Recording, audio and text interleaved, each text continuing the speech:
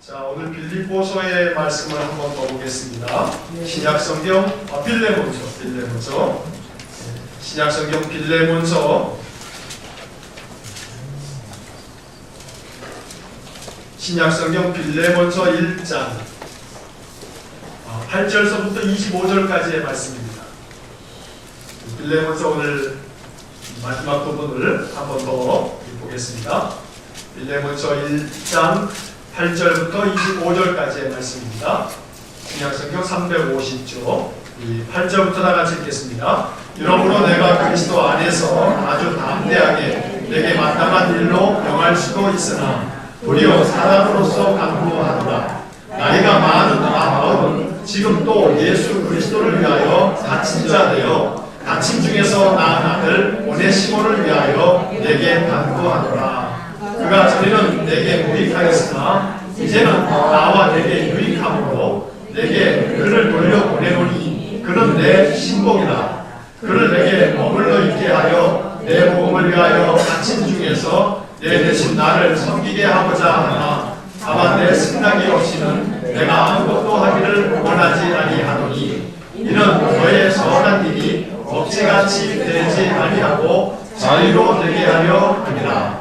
아마 그가 잠시 떠나게 된 것은 너로 하여금 그를 영원히 두게 함이니 이후로는 종과 같이 대하지 아니하고 종 이상으로 곧 사랑받는 형제들 둘 자라. 내게 특별히 그러하거든 하물며 부심과 주 안에서 상관된 대결이야. 그러므로 내가 나를 공역자로 알지인데 그를 영접하기를 내게 하는 바고 그가 만일 내게 불의를 하였거나 내게 미친 것이 있으면 그것을 내 앞으로 되살아라. 나 바울이 친필로 쓰노니 내가 갚으려니와 내가 남 이외에 내 자신이 내게 미친 것은 내가 말하지 아니하노라. 오 형제여, 바로 주 안에서 너로 말미암아 기쁨을 얻게 하고 내 마음이 그리스도 안에서 평안하게 하라. 나는 내가 순종할 것을 확신함으로 내게 썼노니 내가 말한 것보다 더 행할 줄을 아노라. 오직 너는 나를 위하여 숙소를 마련하라. 너희 도로 내가 너희에게 나아갈 수 있기를 바라노라. 그리스도 예수 안에서 나와 함께 갇힌 자 에바브로와 또한 나의 동역자 마가 아리스도하고 데마 누가가 문안하느니라. 우리 주 예수 그리스도의 은혜가 너희 신령과 함께 있을지어다. 아멘. 자, 지난주에 빌레몬서 1장 1절로 7절까지의 말씀을 우리가 보았고 오늘 8절서부터 마지막 절까지의 말씀을 봅니다. 오늘 빌레몬서의 나머지 말씀을 보고 난 뒤에 다음 주에는 지난주에 말씀드린 것처럼 요한 2서 이것도 1장으로 되어 있고 그 다음에 요한 3서 이것도 1장으로 되어 있고 그 다음에 유다서 이것도 1장으로 되어 있고 신약 성경에 1장으로 되어 있는 성경들을 한번 쫙 훑어보고 그리고 구약 성경에 1장으로 되어져 있는 성경도 한번 보고 그래서 좀 짧은 성경들을 먼저 좀 이렇게 하나씩 우리가 그 말씀 속에서 하나님의 뜻을 발견해 갈 수 있으면 좋겠습니다. 자, 빌레몬에게 보낸 이 편지 바울이 감옥에서 쓴 편지라 해서 뭐라고 부른다고요? 옥중서신이다. 자, 옥중서신은 에베소서, 빌립보서, 골로새서, 빌레몬서 네 권의 책이 바울이 감옥에서 쓴 편지이기 때문에 옥중서신이다 라고 부른다고 말씀을 드렸어요. 자, 성경을 우리가 익혀가는 것에 있어서 필요한 것은 지금 이렇게 말씀드린 이러한 내용들을 차곡차곡 우리가 이제 배워가야 돼요. 아침에 말씀드린 것은 이단들처럼 자기들이 필요한 구절만 딱 뽑아가지고 요 구절은 이런 뜻이다 하고 자기들이 그냥 결정을 해버리고 그리고 이 말씀이 이런 뜻이고 저 말씀은 이런 뜻이기 때문에 그래서 결론은 이렇다 이런 식으로 가는 것은 성경을 읽어가는 방법들 중에 아주 잘못된 방법으로 그렇게 읽을 수가 있어요. 그래서 성경의 뜻은 요거 하나밖에 없다 라고 이렇게 해석하는 것도 아주 못된 성경 읽기의 방법. 이단들이 그런 방법을 좋아해요. 성경은 한 구절이라 할지라도 그 구절 하나는 하나로서 존재하는 게 아니라 문맥 속에서 성경을 읽어야 돼요. 그래서 어떤 맥락에서 이 말씀을 했는지도 알아야 되고, 또 그 의미라고 하는 것은 여러 가지 의미를 함께 담고 있는 거예요. 그래서 성경의 하나의 단어라든가 하나의 구조는 오직 하나의 뜻밖에 없다 라고 하는 식으로 요 뜻은 요다, 요 뜻은 저거다 라는 식으로 이제 이야기하는 것이 이단이 성경을 사용하는 방법이에요. 여러분들은 이단들 앞에 가면 성경에 대해서는 꼼짝 못하는 이유가 뭐냐면, 걔네들은 딱 펴가지고 아주 다 훈련받은 대로 몇 장 몇 절을 보시라, 몇 장 몇 절을 보시라, 몇 장 몇 절을 보시라 하면서 지들이 원하는 성경 구절만 쫙 이렇게 구슬처럼 꿰가지고, 그래가지고 그 논리를 만들어 놨기 때문에 그러네 이러다 보게 되면 그냥 코가 확 깨버리게 돼 있어요. 그래서 그런 성경의 이야기를 몇 장 몇 절을 보라 라고 하면 가급적이면 이단하고 여러분 상대는 안 하는 게 좋아요. 왜냐하면 전제가 다르니까 이게 해봐야 이게 헛수고가 될 거예요. 그런데 만약에 혹시라도 이제 만나서 가게 되면 몇 장 몇 절을 보라, 이제 혹시 가까운 사람이 이단에 빠진 것 같기도 하고 아닌 것 같기도 하고, 그래서 그 사람이 성경에 대해서 뭐라고 얘기하면, 그러면 그 성경 구절을 딱 얘기하면, 그럼 그 성경 앞뒤의 이야기가 뭔가 한번 봅시다 이렇게 하고 난 다음에 앞에 뒤의 이야기를 한번 같이 보면서 여러분들이 생각을 하셔야 되는 거예요. 그리고 그 앞에 뒤의 이야기를 어떻게 이 성경 이야기를 우리가 해석할 거냐 라고 하는 이런 문제들을 우리가 이제 배우고 훈련해야 되는데, 저희가 이제 제자 훈련 받으면서 이 성경을 어떻게 봐야 되는가 육하 원칙으로 보고 관찰을 한 다음에 해석을 하고 이런 방법들을 우리가 이제 배우고 있는데, 내년도에는 제자훈련 다 마치고 내년도에는 귀납적 성경 연구라고 해서 지난번에도 훈련 시간에 공부했던 것처럼 성경을 여러분들이 스스로 읽어낼 수 있는 힘을 길러야 되거든요.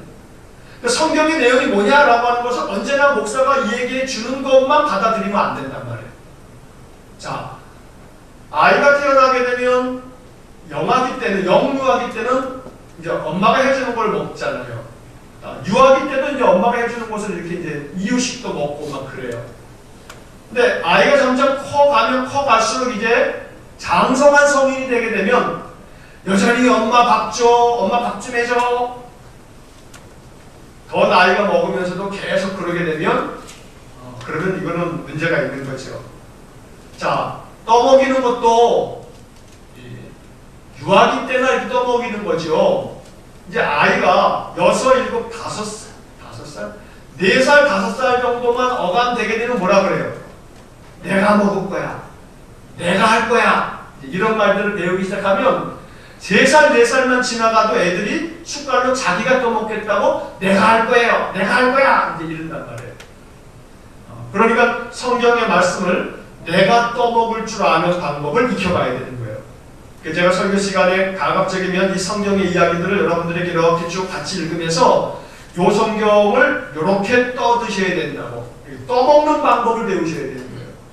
그래서 신앙이라고 하는 것이 내 스스로 자립해 갈 수 있는 신앙, 나 스스로 성경 속에서 하나님의 말씀을 발견할 줄 아는 그런 신앙으로 자꾸 여러분들이 말씀을 바라보는 안목이 키워져야 되는 거죠. 자, 그런 점에서 성경이라고 하는 것은 목사가 이야기하는 그 이야기가 이 성경 이야기에 다다라고 생각하시면 안 되는 거예요. 목사가 이 성경에 대해서 설명해 드리는 것은 하나님께서 목사의 눈을 통해서 바라보게 하신 내용들을 설명을 해드리는 거예요. 이걸로 끝나는 게 아니라 여러분들이 이 말씀을 읽어 가시다 보면 성령님께서 여러분들의 마음에 깨닫게 해주시는 또 다른 바들이 있을 수 있단 말이에요. 성경의 이야기는 단 하나의 뜻밖에 없다, 이거 안다는 사실을 여러분들이 잊지 마셔야 돼요. 그래서 예를 들자면 이 성경의 이야기를 오늘 얘기하고 다음 주에 이 성경 본문을 가지고 또 얘기하고 그 다음 주에 이 성경 본문을 가지고 또 얘기해도 이 성경 본문은 바뀌지 않음에도 불구하고 8절부터 23절까지의 말씀을 가지고 한 달도, 2달도, 3달도, 1년 동안도 이 빌레몬서를 가지고 설교할 수가 있는 거예요. 이야기할 수 있단 말이에요. 그만큼 하나의 성경의 본문의 이야기 속에는 수없이 많은 이야기들을 하나님은 우리에게 말씀하고 계시기 때문에 말씀 속에서 내게 오늘 주시는 말씀, 오늘 나에게 주시는 말씀을 여러분의 마음으로 들으셔야 돼요. 지금 제가 이제 8절부터 25절까지 말씀을 쭉 설명을 드리는 중에도 마찬가지예요.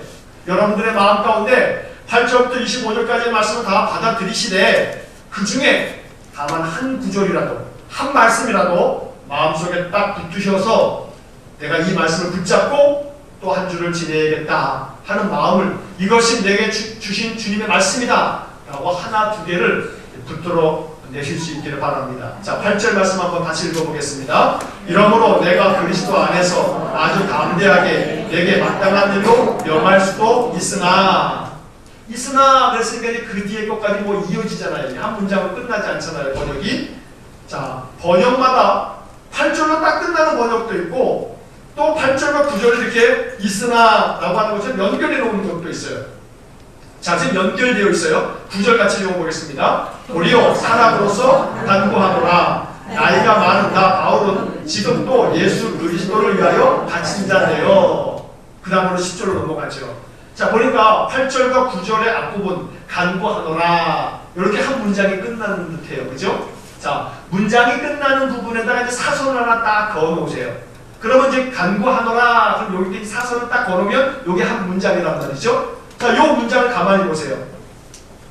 이러므로 내가 그리스도 안에서 아주 담대하게 내게 마땅한 일로 명할 수도 있으나, 자, 그러면 여기서 내가가 누구예요?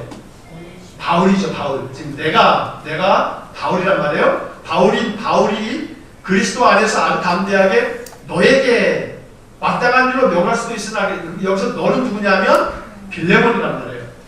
성경을 읽을 때는 이런 인칭 대명사가 누구를 얘기하는지를 문맥을 잘 살펴서 먼저 파악을 해두셔야 돼요. 자, 바울이 빌레몬에게 지금 명할 수도 있다, 명령을 할 수도 있지만 명령으로 하지 아니하고 9절에 도리어 어떻게 한다고 그래요? 사랑으로서 간구하노라. 내가 사랑으로 부탁을 한다. 애정어린 마음을 가지고 내가 부탁을 한다. 내가 너에게 마땅한 일로 명령할 수도 있지만 명령하지 않고 사랑으로 부탁한다. 이렇게 말하고 있어요. 자, 그리스도 안에서 아주 담대하게 명령할 수 있다. 담대하게 명령한다는 게 뭐겠어요?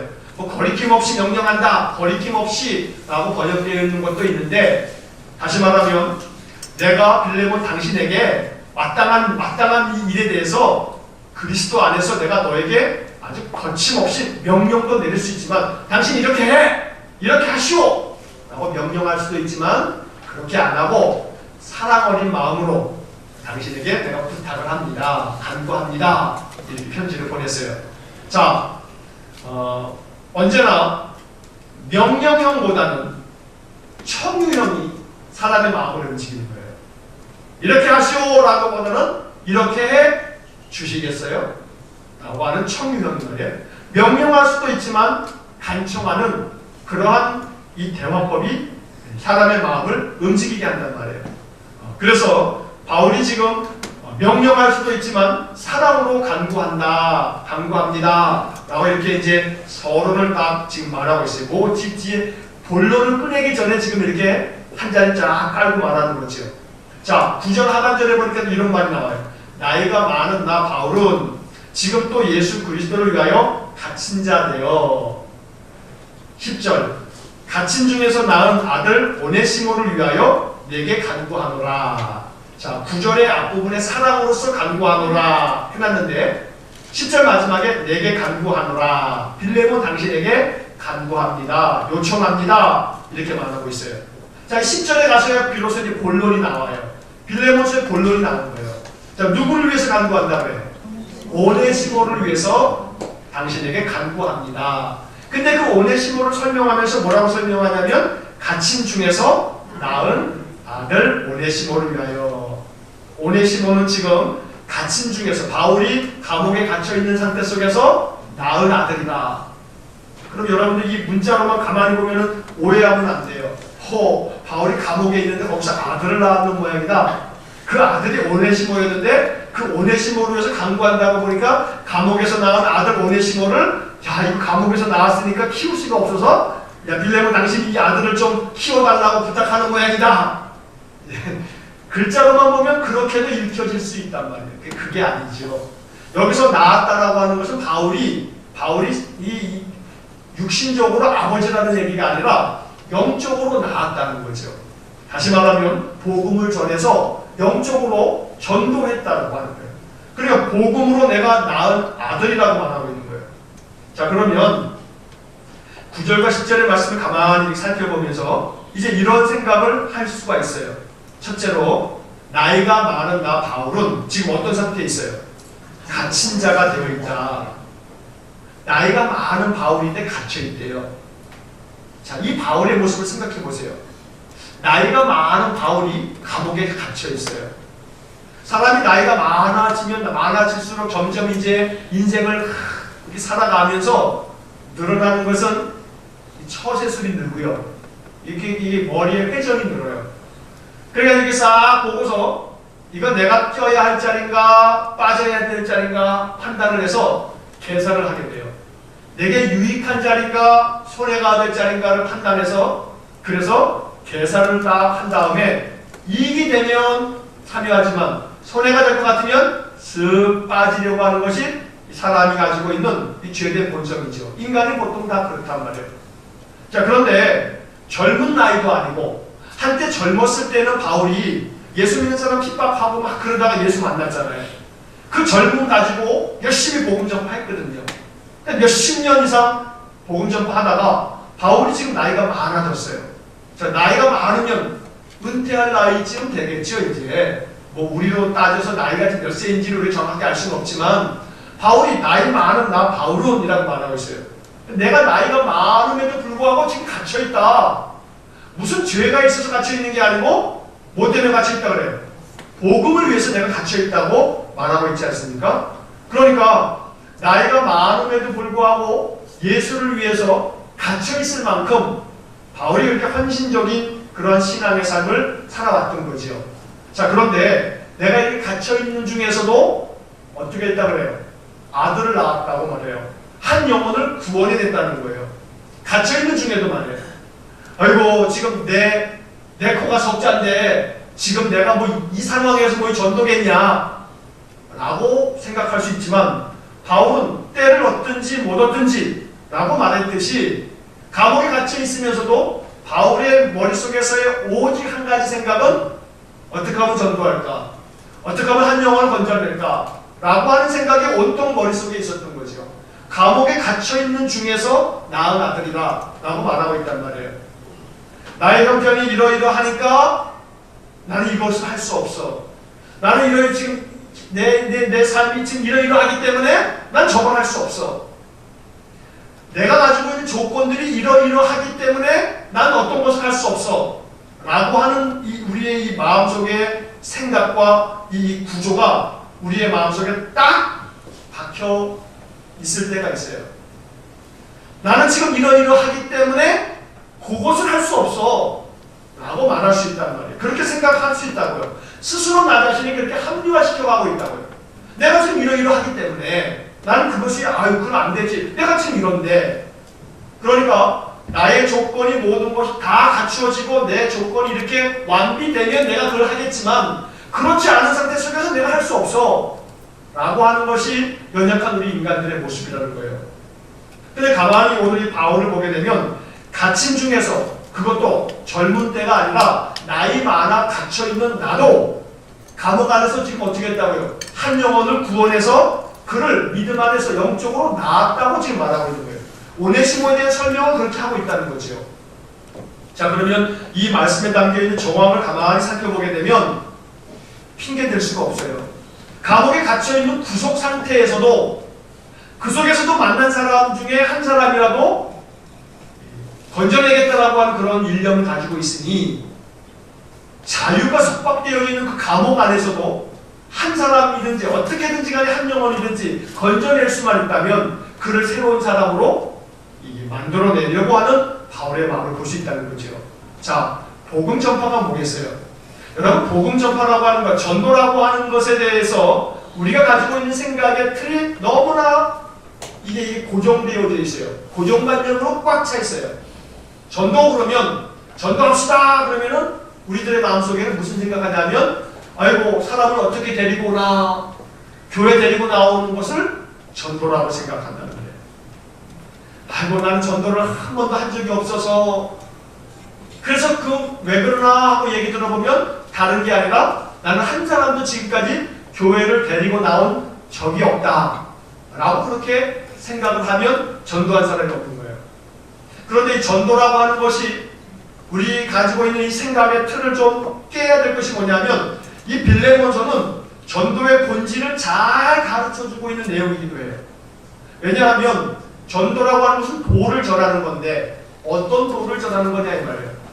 자, 바울이 오늘 이 오네시모를 전도해서 갇힌 중에서 나았다고 말하는데 11절의 말씀이 가장 빌레몬서의 중요한 키워드예요. 가장 중요한 구절은 빌레몬서에서 11절 말씀이에요. 자, 11절 다시 한 번만 읽어보겠습니다. 시작. 그가 전에는 내게 무익하였으나 이제는 나와 내게 유익함으로. 이게 빌레몬서에서 가장 핵심적인 구절이에요. 자, 전에는 무익한 자였으나 이제는 유익한 자가 됐다. 이게 중심이에요. 이게 중심. 전도의 핵심은 여기에 있는 거예요. 전도의 핵심은. 우리가 그리스도의 복음을 전해서 한 사람을 전도한다라고 하는 것은 어떤 의미를 가지고 있냐면 그 사람으로 하여금 전에는 무익한 자였으나 이제는 어떻게 하는 자? 유익한 자가 되도록 만드는 것. 이게 전도의 가장 중요한 포인트란 말이에요. 자, 한 사람을 전도해서 교회를 데리고 나왔어요. 근데 이 사람이 교회는 나왔는데 교회 나온 곳이 면죄부가 됐어. 면죄부. 뭔 얘기냐면 교회 나와서 교회에서 뭔가 이렇게 듣는 풍월이 생기면서 교회 나오면서 회개하면 다 죄를 용서해 주신다더라. 그리고 회개는 그냥 언제든지 회개만 하면 다 용서해 주신다더라. 또 회개는 똑같은 죄라도 또 하고 또 하고 또 해도 하나님은 수백 번, 수천 번, 수만 번을 똑같은 죄를 짓고 회개해도 또 용서를 해준다더라. 그래서 그것을 잘 적용하는 사람이 교회 와서 회개를 하는 거예요. 이렇게 해서 잘못했습니다. 용서해 주세요. 그리고 나가서 또 못된 짓을 다 하고 마음속에 내가 이번 주일날 또 회개하면 되지. 예수를 믿고 믿겠다 하고 교회를 다니기 전이나 교회를 다니고 난 후나 별 차이가 없어요. 차이가 있다면 죄 짓는 것이 더 자유로워졌어. 왜 자유로워요? 뭐 하면 되니까? 주일 나가서 회개하면 되니까. 자유롭게 죄를 짓네 이제. 와 대박. 그럼 이게 유익한 자가 된 거예요? 무익한 자가 된 거예요? 무익한 자가. 종교적으로는 굉장히 유익한 자인 것 같으나 무익한 자가 되는 거예요. 그러니 참된 복음은 무익한 자에서 유익한 자로 바뀌는 게 복음이지. 이게 종교라고 하는 것, 신앙이라고 하는 것, 이 말씀의 교리라고 하는 것을 교묘하게 이용하는 꾀가 는 것이 이것이 결코 믿음일 수 없죠. 자, 오늘 이 오네시모는 무슨 일인지 이 본문에서 정확히 알 수는 없지만 성경학자들은 이렇게 얘기를 해요. 이 오네시모는 빌레몬의 집의 종이었다고 해요. 빌레몬의 집의 종이었는데 이 오네시모가 빌레몬의 집에서 어떤 학자들은 도둑질을 해서 뭔가를 훔쳐가지고 도망을 쳤다 라고 얘기를 하기도 하고, 또 어떤 학자는 빌레몬에게 큰 손해를 끼치고 도망갔다 이렇게 말하는 학자들도 있어요. 뭐가 됐든지 간에 어쨌든지 이 오네시모에게 경제적인 타격을 입히고, 예를 들어 도둑질했다고 쳐봐요. 자, 뭔가 훔쳐가지고 도망쳤단 말이에요. 자, 도망쳤는데 그 죄 때문이 아니라 다른 어떤 죄 때문에 오네시모가 감옥에 갇혔어요. 뭐 재벌은 남줍니까? 집에서 못된 짓 하고 나갔으니 딴 데 가서 뭐 착한 짓 하겠어요? 어쨌든 그래서 오네시모가 여차저차 해가지고 지금 감옥에 갇힌 거예요. 감옥에서 누구를 만났어요? 바울을 만났어요. 바울을 만난 다음에 이 오네시모가 바울이 전하여 준 복음을 듣고 변화되었어요. 회심을 했어요. 인생이 바뀌었어요. 그래서 이 바울이 오네시모를 일컬어서 내가 갇힌 자 중에서 낳은 아들이다 라고 바울이 이제 신임하는 사람이 됐어요. 그리고 이 오네시모가 출소를 하게 됐어요. 그러면서 이 오네시모에게 편지를 하나 써준 거예요. 너의 주인 빌레몬에게 이 편지를 가지고 가거라.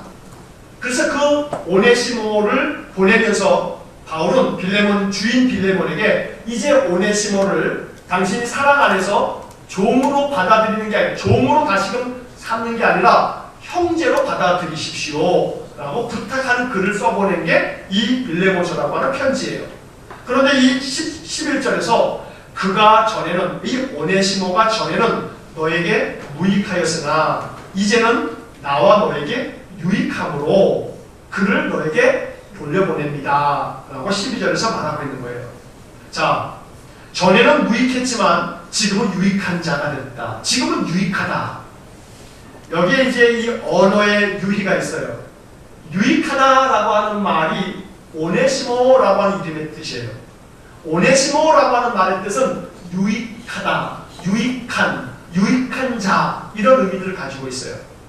그러니까 이 오네시모는 전에는 이름값도 못하는 자였는데 이제는 이름값을 하는 자가 됐다라고 말하는 거예요. 그의 이름이 뭐냐면 오네시모고, 오네시모는 유익한 자라고 하는 뜻이란 말이에요. 이름값도 못한 자가 자기 이름값을 해서 지금은 유익한 자가 되었다. 결국은 11절 이 하반절에 이제는 나와 너에게 유익함으로, 이것이 빌레몬서가 우리에게 전하여주는 주의 음성이란 말이에요. 전에는 무익했지만 이제는 유익한 자가 되어야 돼요. 누구에게요? 나와 너에게, 이렇게 말하고 있어요. 바울과 빌레몬 당신에게 유익한 자가 됐다 말하고 있죠. 자, 그러면 나와 너에게, 이것이 주님의 말씀이라고 한다면 그리스도와 그리고 이 세상에서 우리가 만나는 많은 사람들에게 우리 유익한 자가 되야 된단 말이에요. 사람들에게 유익한 자가 되어지는 것, 이거 복음을 가지고 사는 사람들의 모습이에요. 사람들에게 유익한 자가 됐다면 그 사람은 종교적인 이유로 아무리 예수를 잘 알고 종교적으로 익숙한 사람이라 할지라도 하나님 기뻐하시지 않으실 거예요. 우리는 종교적인 종교인이 되어지는 것 이전에 예수 그리스도의 제자요 하나님의 거룩한 백성으로 세상 사람들에게 비치고 소금인 사명을 감당해야 되는 거예요. 빛이 되고 소금이 된다고 하는 건 그들에게 무익한 자가 아니라 유익한 자가 되는 거죠. 이것이 우리가 복음을 가지고 살아가는 삶의 이유인 거예요. 단순히 나 하나 천국 가려고 예수 믿는다, 그런 사람은 예수 안 믿는 게 좋아요. 왜냐하면 천국 갈 것 같지 않으니까 말이에요. 천국은 종교적인 이유로 가는 곳이 아니에요. 우리가 종교가 앞서서는 안 돼요. 예수 그리스도를 기독교라고 하는 종교의 테두리 안에 딱 가둬두어서는 안 된단 말이에요. 예수 그리스도는 우리가 가지고 있는 기독교라고 하는 종교, 이 종교라고 하는 카테고리에 가둬둘 뿐이 아니고 이분은 우주 만물의 주인이신 하나님의 아들이시란 말이에요. 이 우주 만물의 창조자이신 하나님과 그의 아들 예수 그리스도께서 사랑으로 우리의 죄값을 대신 져주신 것을 우리가 믿을 때에는 단순히 종교를 우리가 믿었기 때문에 천국 간다, 여기에 묻혀있다면 이건 바른 그리스도인이라고 말할 수가 없어요. 예수 그리스도는 이 땅을 유익하게 하기 위해서 오신 분이에요. 세상을 구원하기 위해서 오셨죠. 그러면 우리가 예수를 믿는다는 것은 전에는 무익한 자였으나 이제는 유익한 자가 되는 거예요. 내가 만나는 사람들에게 말해요. 그래서 사람들에게 유익을 끼치는 자가 되는 것, 이게 복음의 삶인 거죠. 복음의 삶이라고 하는 것은, 복음에 합당한 삶이라고 하는 것은 내가 사람들에게 유익한 존재가 되는 거예요. 사람들이 그런 얘기 하지 않습니까? 꼭 있어야 될 사람이 있고 아주 있어서는 안 되는 사람이 있고, 그 다음에 또 뭐가 있어요? 있으나 마나한 사람이 있고. 대부분의 많은 사람들은 다 뭐예요? 있으나 마나한 사람인 거예요. 있으나 마나. 있어도 그만이고 없어도 그만이죠. 우리의 인생 그렇지 않습니까? 여러분 가만히 여러분 주변 사람 생각해 보세요. 그 사람이 있든지 없든지 여러분들은 별로 관계가 있어요, 없어요? 없죠. 없어도 그만이고 있어도 그만이죠. 대부분 여러분 주위에 있는 모든 대부분의 사람들이 있어도 그만이고 없어도 그만이란 말이에요. 근데 여러분들의 인생 속에 이 사람이 내 삶에서 없으면 안 돼, 그런 사람이 몇 명이나 있겠냔 말이에요. 그런 걸 따지고 보면 우리 주변에 많은 사람들 또한 그렇게 느낄 거예요. 나에 대해서. 나라고 하는 존재가 나를 알고 있는 사람들에게 정말로 꼭 있어야 할 존재처럼 그 사람이 느끼겠냐 이 말이에요. 그렇게 느끼지 않는다면 나는 그 사람에게 유익한 자는 아닌 거죠. 그냥 있어도 그만 없어도 그만인 존재인 거죠. 자, 그렇다고 한다면 최소한 내가 인생을 살아가는 동안에 단 한 사람, 두 사람, 세 사람에게라도, 그래도 많이 인심 써가지고 손가락이 5개니까 5사람에게라도, 더 여유가 있는 사람 손가락이 10개니까 10사람에게라도, 내 인생 사는 동안에 다만 10사람에게 꼭 있어야 할 사람, 정말로 나에게 유익한 사람이라고 그 사람이 나를 그렇게 인정해 줄 수 있다면 그 사람 참 신실한 그리스도인일 거예요. 그런데 우리가 왜 그렇게 못하냐면 인생 피곤하거든요. 아니 피곤한데 내가 그 사람에게 뭐 유익한 사람이 되어줄 필요가 뭐 있어요. 그 사람에게서 나올 것도 없어 보이는데, 그러니까 더 이상 내가 관계하지도 않으려니와 그 사람도 나의 인생에 관계하지 않는 것이 내게 도움이라고 생각할 수 있는 거예요. 그러니까 우리가 아무리 이 세상에서 신앙생활을 나 혼자는 열심히 할 수 있을지는 몰라도 나로 말미암아 그리스도의 복음이 펼쳐지지는 않는다는 거죠. 그래서 오늘 본문의 이야기, 전에는 내게 무익하였으나 이제는 나와 내게 유익함으로라는 이 말씀을 통해서 하나님 우리의 마음을 두드리셨으면 좋겠어요. 여러분들의 마음을 좀 이렇게 또 노크를 한 후에 주님의 노크 소리를 좀 들으시면 좋겠어요. 너의 인생의 삶이 누군가에게 유익한 존재가 되어야 되지 않겠냐 하고 주님이 우리의 마음을 노크하신 후에 네가 정말로 유익한 자로 어떤 사람 곁에 있어야 되지 않겠냐 하고 여러분들의 마음을 두드리고 계신다면 그 사람에게 다가가셔서 그 사람이 유익한 자가 되어주시기를 주의 이름으로 축복합니다. 뭐 대단한 것을 어떻게 해주라는 얘기가 아니에요. 전화 한 통화라도, 따뜻한 마음이 담긴 문자 하나라도 그 사람의 마음에 유익한 자가 될 수 있어요. 언제나 우리는 이 물질 만능의 이 자본주의에 살다 보니까 뭐든지 유익한 존재가 되는 것을 계산적으로 따지고 물질로 환산하려고 하는 그런 생각이 먼저 앞서기가 쉬워요. 그러나 그렇지 않아요. 사람의 마음은 물질 이전에 그 마음으로 그 사람의 마음을 따뜻하게 만들고 그 사람에게 힘을 줄 수가 있단 말이에요. 여러분들이 누군가로부터 위로받을 때 그 사람이 뭔가 물질로 대단한 것을 해줬을 때 위로가 받습니까? 그렇지 않잖아요. 그러니까 한 사람의 마음에 그 사람을 따뜻하게 격려해주고 위로해주는 것은 그 사람에게 더 큰 물질을 안겨줌으로써 되어지는 게 아니란 말이에요. 그러니까 우리가 오늘 이 11절의 말씀을 주님의 음성으로 듣는다면 나는 누구에게 유익한 자라고 하는 평가를 받을 건가? 바울은 이 오네시모를 유익한 자라고 지금 평가하고 있어요. 여러분 그런 평가를 누구로부터 받을 수 있겠습니까? 주님으로부터 그런 평가를 받으시기 바라고, 여러분 주변 사람들에게 이 사람은 나에게 참 유익한 사람이야 라고 하는 평가를 받을 수 있게 되기를 간절히 축복합니다. 자, 12절 마지막 부분에서 뭐라고 얘기하냐면 바울은 심지어 그는 내 신복이다. 여러분 신복이라고 하는 이 단어에다 동그라미를 좀 쳐놔보세요. 이 말이 어마어마한 말이에요.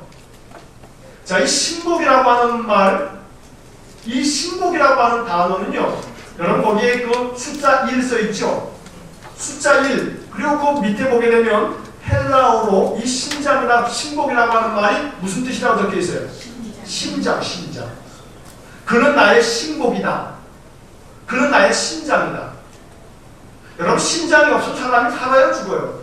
죽어요. 손, 발 이런 거 없어도 살지만 심장이 없으면 죽는 거예요.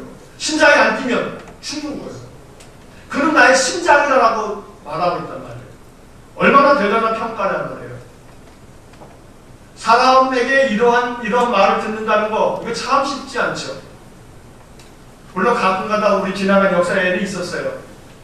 뭐 전 남욱의 대통령의 신복 그러면은 우리가 다 아는 뭐 장세동 뭐 이런 사람, 뭐 신복 중에 신복 막 그런 거 있잖아요. 아 죽어도 충성하는 거. 그런데 예수 그리스도의 신복, 바울은 심지어 오네시모가 자기 자신에게 나에게 신복이다 이렇게 말해요. 그럼 여러분들이 대충 상상이 가죠. 오네시모가 바울에 대해서 얼마나 심장처럼 그렇게 중요한 존재였다는 것을 우리가 이 단어에서 엿볼 수가 있어요. 어떤 사람이 심장이 되어주는 거, 아 이건 참 정말 대단한 말이에요. 대단한 말이에요. 내가 누군가의 심장 노릇을 해주는 거예요. 그 사람이 나로 말미암아 사는 거예요. 얼마나 대단한 위대한 이 평가이겠어요? 그러니 오늘 이 말씀이 참 우리들의 마음속에 큰 울림이 되었으면 좋겠어요. 내가 예수님께로부터 너는 내 신장이다. 너는 나의 신장 같은 존재야. 없어서는 안 되는 존재야, 이런 말이죠. 이 말을 굳이 이렇게 다르게 표현하자면 너는 나에게 없어서는 안 되는 존재야. 오늘 우리의 인생의 삶이 그렇게 유익한 자요, 없어서는 안 되는 존재가 되어졌으면 참 좋겠어요. 첫째는 예수님에게, 인생을 살면서 몇몇 사람들에게 꼭 그렇게 없어서는 안 되는 존재. 모든 사람에게 다 그럴 수는 없어요. 모든 사람에게 다 그럴 수 없어요. 심지어 예수님은 없어서는 안 되는 존재였음에도 불구하고 모든 사람에게 다 그렇지 않았잖아요. 예수 십자가에 못 박아 죽이라고 한 사람도 얼마나 많았습니까? 그러니까 모든 사람에게 신장일 수가 없어요. 사람들이 그렇게 안 받아들여요. 그러니까 나를 정말로 그렇게 받아들이는 사람들에게 여러분들이 좋은 신장 역할을 하는 것처럼 그렇게 유익한 존재가 되어줄 수 있다면, 그런 사람이 몇 사람이라도 된다면 그 사람은 정말 그리스도인의 아름다운 삶을 사는 것일 겁니다. 자, 13절. 그를 내게 머물러 있게 하여 내 복음을 위하여 갇힌 중에서 내 대신 나를 섬기게 하고자 하나. 이 말은 오네시모를 나에게 머물러 두어 이 감옥에서 나를 계속해서 나의 신복이 되어서 나를 돕도록 그렇게 만들고 싶지만, 그렇지만 14절. 다만 너의 승낙이 없이는 내가 아무것도 하기를 원하지 아니하노니. 그것도 네가 허락해줘야지 하는 것이지. 왜냐하면 당신의 종이었으니까 원래.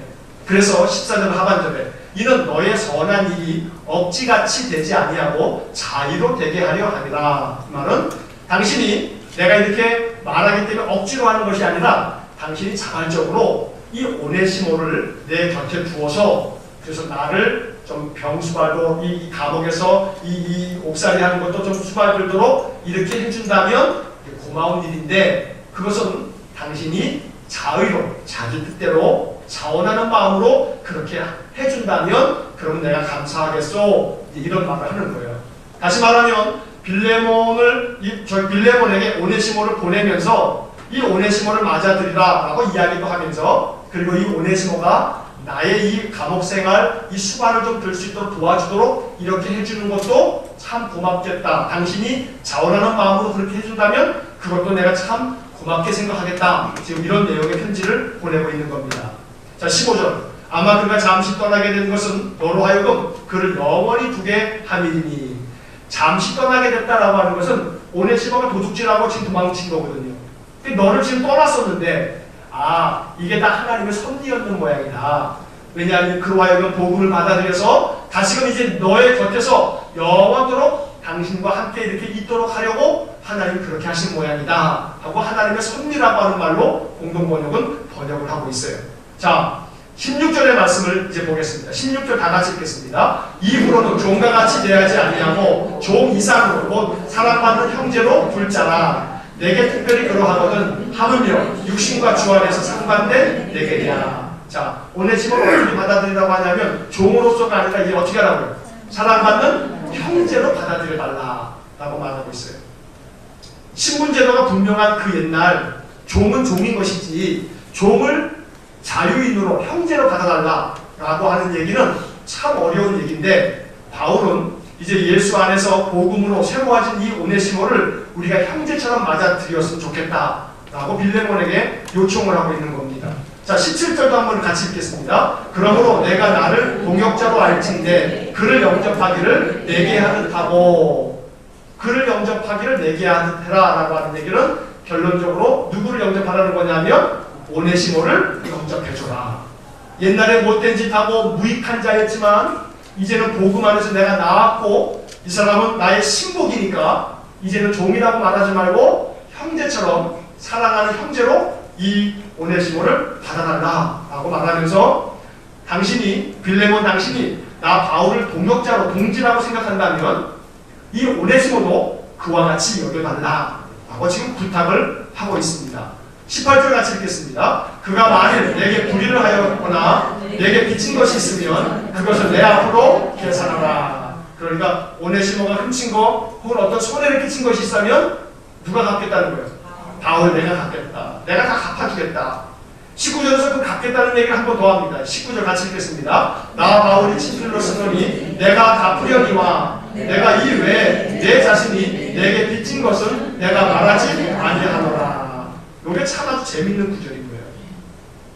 내가 친필로 쓴다. 이 말은 내가 확실하게 보장하는데 오네시모가 당신에게 손해 끼친 것은 내가 다 갚아주겠다 라고 말하고 있어요. 근데 19절 그 뒷부분의 뉘앙스가 어떤 뉘앙스냐면 그런데 말이지 빌레몬 당신이 나한테 빚진 거 많지. 근데 그 빚진 거 나에게 빚진 것은 내가 말하지 않을게. 이렇게 뒷부분 덧붙이고 있어요. 그러니까 이게 지금 은근히 이게 바울이 이게 편지를 쓰면서 빌레몬에게 그런 암시를 주는 거죠. 빌레몬 당신도 나한테 빚진 게 참 많은데 여기서 말하는 빚은 어떤 그런 물질적으로가 아니라 당신은 나에게 영적인 빚을 지지 않았냐. 당신은 나로 말미암아 그리스도의 복음으로 참 복된 삶을 살고 있지 않냐. 그건 나에게 영적인 빚을 진 건데 오네시모가 당신에게 빚진 것에 대해서는 내가 갚아주겠다. 그러나 당신이 나에게 빚진 것에 대해서는 내가 말하지는 않겠다. 다시 말하면 못되게 표현하면 그러니 당신이 알아서 해라. 그래, 오네시모의 빚에 대해서도 탕감해줘라. 나도 당신이 나에게 빚진 것에 대해서 내가 뭐라고 안 하니까 당신도 오네시모가 빚진 것에 대해서 뭐라고 하지 말아라. 이런 얘기를 아주 정중한 듯 또 정중하면서도 뒤에서는 빼도 박도 못하게 한번 꽉 찔러 놓으면서 빌레몬에게 이렇게 얘기를 하고 있어요. 자, 그런데 20절의 말씀이 얼마나 아름다운 말씀인지 몰라요. 20절 같이 읽겠습니다. 오 형제여, 나도 주 안에서 너로 말미암아 기쁨을 얻게 하고 내 마음이 그리스도 안에서 평안하게 하라. 내 마음이 그리스도 안에서 평안해지도록 또 당신 빌레몬으로 말미암아 내가 기쁨을 얻을 수 있도록 그렇게 해주십시오 라고 말하고 있어요. 복음성가 중에 그런 복음성가 있죠? 나 주님의 기쁨 되기 원하네. 내가 주님의 기쁨 되기 원하는 것. 그러니까 바울은 빌레몬에게 당신이 나의 기쁨이 되었으면 좋겠습니다. 너로 말미암아 내가 기쁨을 얻었으면 좋겠습니다. 빌레몬 당신 때문에 내가 기뻤으면 좋겠습니다. 이렇게 지금 바울이 빌레몬에게 편지하고 있는 거예요. 이 편지가 지금 주님의 말씀이란 말이에요. 주님이 우리에게 얘기하는 거예요. 너로 말미암아 내가 기뻤으면 좋겠다. 주님이 우리에게 말씀하십니다. 여러분 한 분 한 분에게 너로 말미암아 기쁨을 얻었으면 좋겠다. 주님이 말씀하시는 거예요. 그러니까 우리는 반대로 아까 우리가 지금 찬양한 이 고백처럼 나 주님의 기쁨 되기 원하네. 이 말씀을 토대로 응답할 수 있는 거죠. 주님이 우리에게 네가 너로 말미암아 내가 기뻤으면 좋겠다고 말하니까 나 주님의 기쁨 되기 원하네. 이렇게 응답할 수 있겠다는 겁니다. 언제나 20절의 말씀으로 주님 앞에 응답할 수 있기를 축복합니다. 나로 말미암아 주님이 기뻤으면 좋겠습니다. 내가 주님의 기쁨 되기 원합니다. 이것이 우리의 신앙의 고백이기를 간절히 축원합니다. 21절 같이 읽겠습니다. 나는 내가 순종할 것을 확신함으로 내게 썼노니 내가 말한 것보다 더 행할 줄을 아노라. 이건 아주 바울이 얼마나 머리 똑똑한 사람인지 몰라요. 네가 오네시모를 형제로 맞이해라. 그런데 너는 내가 말한 것을 다 순종할 걸로 내가 확신한다. 그러니까 이게 순종 안 하면 안 되게 됐어요. 지금 이게 네가 순종할 걸 내가 확신해. 근데 그것뿐만 아니라 어떻게 하냐면 내가 말한 것보다 네가 더 행할 줄로 내가 알아 라고까지 말하고 있어요. 이게 주님의 마음이란 말이에요. 바울이 빌레몬에게 쓴 편지지만 이것은 주님이 우리에게 보낸 편지라는 거예요. 주님이 우리에게 보낸, 나에게 보낸 편지. 나는 네가 그렇게 할 줄로 순종할 것을 나는 확신하고 있어. 주님이 확신하고 있단 말이에요. 누군가가 나를 믿어주면 그 믿음을 벗어나려고 해요? 그 믿음대로 하려고 해요? 하려고 하는 거예요. 선생님이 어떤 학생 아이에게 그 반 아이 중에서 아무개에게 심부름을 시키면서 그래 네가 심부름을 참 잘하더라. 난 너가 믿음직스러워. 네가 이것도 좀 해주겠니? 라고 말하면 그 아이는 어떻게 돼요? 신나서 해요. 선생님이 나를 믿음직스럽다고 얘기하고 내가 너밖에는 시킬 사람이 없다고 얘기하고 그러면 막 그냥 그것만 해요? 그거 왜 그것도 해요? 왜 그것도 막 하죠? 왜 그것도? 그게 사람의 마음이에요. 빌레몬에게 지금 바울이 이렇게 얘기하는 건데 다시 말씀드립니다만 주님이 우리에게 이렇게 얘기하세요. 너희들이 순종할 것을 내가 확신하고 있어. 그리고 내가 말한 것보다 너희들이 더 할 걸로 나는 알고 있어. 주님의 이 음성을 외면하지 말았으면 좋겠습니다. 주님의 이 확신을 이렇게 대답하면 안 돼요. 그래요 주님? 확신하신다고요? 그래요, 한번 믿는 덕에 발등 한번 지켜보세요. 이러면 안 됩니다. 주님이 나를 확신하신다고요? 그럼 믿는 덕에 발등을 한번 지켜보셔야지 속담이 옳다는 것을 아시겠죠? 이러면 안 돼요. 정말로 주님이 우리에 대해서 나는 네가 순종할 것을 확신한다 라고 이렇게 말씀 주실 때 내 주님이 나에 대해서 이렇게 믿음직스럽게 여기신다니 내가 주님이 원하시는 것보다 더 많이 순종할게요. 우리 안에 이러한 자발적인 그러한 헌신이 있기를 간절히 축원합니다. 22절의 말씀에서 바울이 개인적인 부탁을 빌레몬에게 하고 있어요. 오직 너는 나를 위하여 숙소를 마련하라. 너희 기도로 내가 너희에게 나아갈 수 있기를 바라노라. 바울이 이 감옥에서 나가게 되면 빌레몬 당신의 집에 내 거할 곳을 좀 마련해 주시오 라고 지금 말하고 있는 거예요. 자, 이거 바울이 빌레몬 사이에서 이루어진 편지니까 내용적으로 그런데 주님이 나에게 주신 말씀으로 이 말씀을 읽자고 했지 않습니까? 성경은 모두가 다 하나님의 말씀이니까.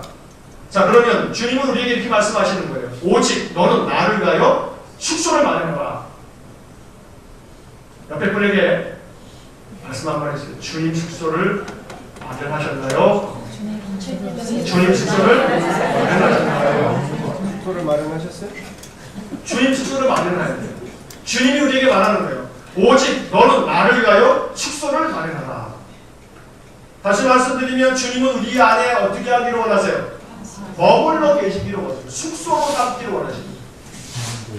주님이 우리 안에 머물 수 있도록 하셔야지요. 주님이 오시려고만 치면 문 딱 걸어 잠그고 됐어요 주님. 오늘 내가 바빠요. 좀 시간 바로 탁 차면서 지금 바빠 죽겠는데 지금은 난리야. 저 한가하면 오시든지 좀. 지금 시간 없어요. 뭘 자꾸 이러면서 주님한테 내 마음 안에 머무실 수 있는 숙소를 마련해 드리지 못할 때가 얼마나 많은지 몰라요.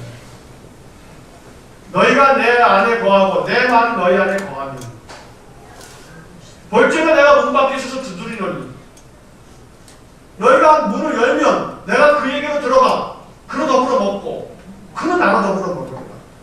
주님은 계속 말씀을 통해서 우리 안에 어떻게 하기를 원하시냐면 거하시기를 원하세요. 거하시기를. 우리 안에 숙소를 찾고 계시는 거예요. 나 오늘 니네 집에 머물고 싶은데. 여리고를 지나가시다가 그 난쟁이 삭개오가 나무 위에 올라가 있을 때 그 나무 곁에 가셔서 주님이 삭개오에게 뭐라고 얘기합니까? 삭개오야 내려와라. 오늘 내가 너의 집에 유하여야 하겠다. 니네 집에 머물러 있어야겠다. 내가 좀 니네 집에 좀 머물러야겠는데 니네 집을 숙소로 좀 삼아야겠는데 그랬더니 삭개오가 기쁨으로 주님 그러하십시오 하면서 막 회개하잖아요. 남에게 잘못한 거 있으면 남에게 빼앗은 거 있으면 몇 배로 갚겠습니다. 막 그러잖아요. 예수님이 너 회개해라 이놈아. 너 남에게 이렇게 막 포색한 거 몇 배로 갚아라 이놈아. 이런 얘기도 한 적도 없는데 오직 한 가지. 나 오늘 니네 집에 머물러야겠다. 괜찮겠냐? 하고 말했을 뿐인데 삭개오의 마음이 어떻게 된 거예요? 감동이 됐어요. 주님이 내 마음에 내 삶에 숙소로 삼을 수 있도록 내 마음을 숙소 삼아 내 안에 거하실 수 있도록 그리고 그 안에서 놀라운 은혜가 나타날 줄로 믿습니다. 이번 한 주 주님을 위하여 숙소를 좀 마련하시죠. 여러분들의 마음의 숙소, 시간의 숙소. 분주하고 바쁜 속에서도 잠깐 시간을 내서 이 시간의 숙소, 내 마음의 숙소를 만들어 놓고 주님 잠깐 들어오세요. 지금 이 시간 내가 주님을 모셔서 주님과 함께 머물기를 원해요 하고 하루하루 주님과의 좋은 시간들을 보내실 수 있기를 간절히 축복합니다. 자, 마지막에는 끝에 이제 마지막 끝 인사가 나오고 있어요. 23절 다 같이 읽겠습니다. 그리스도 예수 안에서 나와 함께 갇힌 자 에바브로와 또한 나의 동역자 마가 아리스타고 데마 누가가 문안하느니라. 자, 여기 이름들이 나와요. 이 이름들이 어떤 이름인지 알 사람도 있지만 모를 사람도 있어요. 뭐 마가라든가 데마라든가 아리스토다고라든가 이런 사람들은 익숙한 이름들이 아니에요. 근데 중요한 사실은 나와 함께 갇혔다라고 하는 이 에바브로, 또 나의 동역자라고 하는 마가, 아리스토하고 데마, 누가, 바울은 이 사람들을 거론하면서 이 사람들도 무난하고 있다 하고 말하고 있어요. 자, 이 말은 무슨 얘기냐면 에바브라, 디도, 마가, 아리스토하고 데마, 누가, 이런 사람들은 항상 바울 옆에 있었던 사람들이에요. 바울이 인사말을 전하면서도 이 사람들도 인사한다라고 말하는 것은 바울 곁에 이 사람들이 항상 있었던 거예요. 늘 옆에 있는 사람. 내 옆에는 누가 있죠? 여러분들 옆에는 항상 누가 있는가요? 옆에 있는 사람들이 여러분들의 좋은 동역자이십니까? 여러분들이 그들과 함께 그리스도를 위해서 애쓰는 사람들인가요? 내 주변에 어떤 사람들이 있는가를 한번 살펴봐야 돼요. 금묵자업이라고 그러죠. 까만 데가 있으면 까만 무게가 있으면 까만 무기 다 나한테 묻기 마련이에요. 믿음의 사람들과 함께 늘 머물러 있으면 그 믿음의 사람들끼리 서로가 믿음의 자극을 받고 힘을 얻고 위로가 되고 함께 기도할 수 있어요. 바울 곁에는 이렇게 좋은 동역자들이 있었어요. 우리의 인생의 삶에 이런 아름다운 신실한 동역자들이 몇 사람이라도 있었으면 좋겠어요. 여러분들의 마음속에 주님, 내 옆에도 동역자들을 세워주세요. 좋은 믿음의 사람들을 만들어주세요. 그래서 그들과 함께 서로 믿음의 아름다운 경주를 경주할 수 있도록 도와주세요. 이것이 우리의 기도가 될 수 있기를 간절히 축복합니다. 빌레몬에게 개인적으로 보낸 이 바울의 편지는 이 오네시모를 구제하기 위한 편지예요. 오네시모가 빌레몬 당신에게 못된 종이었지만 지금은 아주 유익한 자로 바뀌었다라고 하는 오네시모에 대한 변호의 책임, 변론을 해주는 거예요. 그러니 이 오네시모를 이제 받아달라, 형제로 받아달라. 이 사람은 나의 신복이요, 나의 동역자다. 이렇게 지금 칭찬하고 있다는 거죠. 오늘 빌레몬서의 주제는 어떤 점에서는 오네시모에게 포커스가 맞춰 있는 거예요. 오네시모가 이렇게 변화되었으니 오네시모를 맞아달라라는 편지인 거죠. 오늘 우리가 오네시모 같은 존재가 되기를 간절히 축복합니다. 무익한 자가 아니라 유익한 자. 오네시모라고 하는 이름의 뜻대로 유익한 자가 되었으면 좋겠습니다. 저와 여러분들이 오네시모가 되었으면 좋겠습니다. 자, 옆에 있는 분에게 마지막으로 한번 축복하면서 마치겠습니다. 당신은 주님의 오네시모입니다. 시작. 여러분들이 주님에게 유익한 자가 되시기를 간절히 축복합니다. 기도하겠습니다. 사랑이 많으신 하나님 감사합니다. 지난주와 이번 주 두 번에 걸쳐 빌레몬서의 말씀을 읽었습니다. 빌레몬에게 무익한 종이었던 오네시모가 감옥에서 바울을 만난 후에 복음으로 거듭난 그가 이제는 그 이름대로 오네시모, 유익한 자가 되었습니다. 우리의 신앙의 삶이 이와 같이 유익한 자가 되기를 원합니다. 주님 말씀하시며 나아가고 주님이 또한 말씀하시며 멈춰서고 우리의 가고 서는 곳을 늘 주의 말씀대로 순종하는 삶을 통해서 언제나 주님께로부터 유익한 자라고 인정받는 저희 모두가 되게 해 주옵소서. 예수님 이름으로 기도하옵나이다.